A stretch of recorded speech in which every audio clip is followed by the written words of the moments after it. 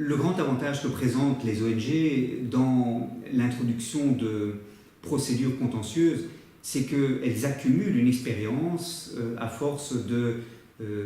d'accompagner les victimes d'atteinte à leurs droits dans les procédures que ces victimes introduisent.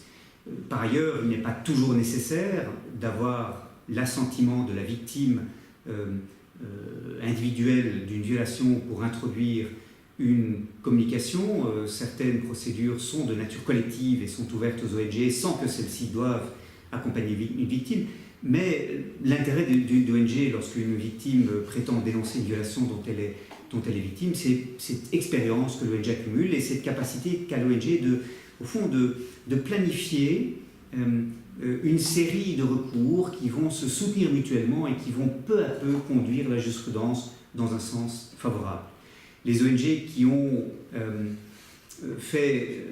recours le plus fréquemment à ces procédures, par exemple devant le Comité européen des droits sociaux ou devant des comités onusiens, ont réussi parfois à étaler dans le temps leur communication pour présenter les experts avec les situations les plus flagrantes, les plus choquantes, de manière à obtenir de ces comités d'experts des décisions favorables à l'objectif que poursuit l'ONG, et l'ordre dans lequel ces recours sont présentés va évidemment déterminer finalement la nature de cette jurisprudence en évolution qui va se développer.